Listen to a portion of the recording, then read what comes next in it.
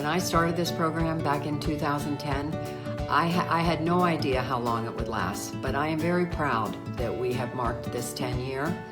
I'm proud of the work that's been done, the volunteers who have been part of this organization, and most importantly, very proud of the numbers of people that we have been able to help.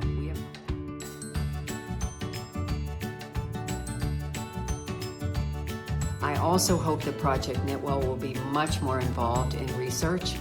I'm passionate about that. I feel that much more research needs to be done. A new Mayo Clinic study found that activities such as knitting during later years are good for your brain. Making things, bringing things into being with your hands is one of the most important things that we can do for happiness and wellness. Well, the medical community is buzzing, not about the discovery of a new drug or procedure, but the centuries-old crafts of knitting and crochet. Mounting evidence, anecdotal and clinical, is pointing to the medical and therapeutic benefits of these skills.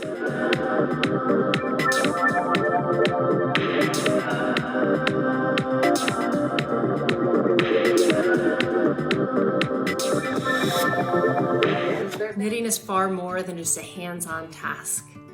When I first learned to knit with Project Knitwell, I was working as an oncology nurse. My colleague Christina and I discovered many of our nurses were feeling burned out, so we asked the Project Knitwell volunteers to teach us how to knit. It began as a simple project, but over time, our nurses, after learning to knit, had increased rates of compassion satisfaction and decreased burnout scores.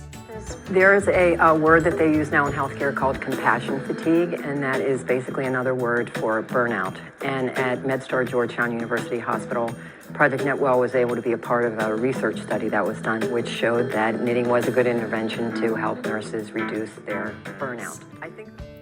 Later, I worked with Project Knitwell again when my son was sick and in the NICU. I was not allowed to hold him, but they helped me to finish this blanket so I could wrap my son and provide him some maternal comfort. My example is just one small example of the many wonderful works that Project Knitwell has done.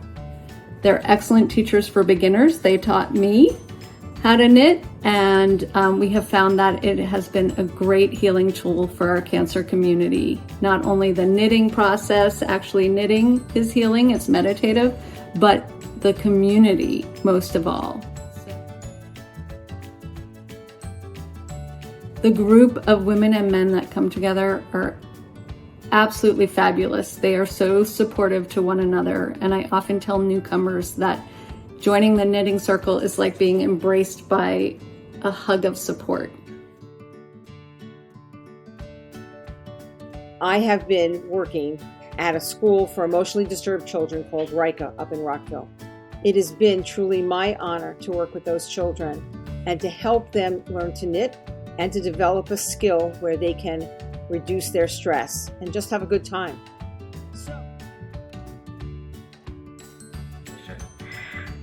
In working there on the oncology units and in the NICU, a sense of future and looking ahead is a critical component for families and for patients. And knitting does that.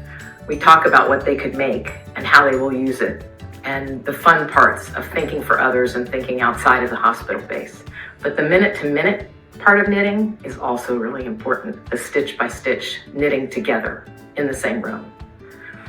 They'll say, oh, I'm going to make a scarf and wear it to the football game next fall.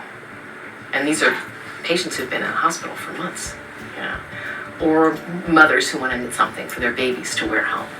So there's that sense of, I'm looking to the future. But it's also knitting, as we've heard today, is a very in-the-moment experience, very much in the moment, very present, and it keeps you right here with each stitch and each breath and each thought. We go home with families that we work with, not just in a plastic bag with needles and yarn, but in their heads and their hearts. And we've heard that from patients and families for years, and we will hear it 10 years from now. So happy anniversary, and here's to 10 more great years.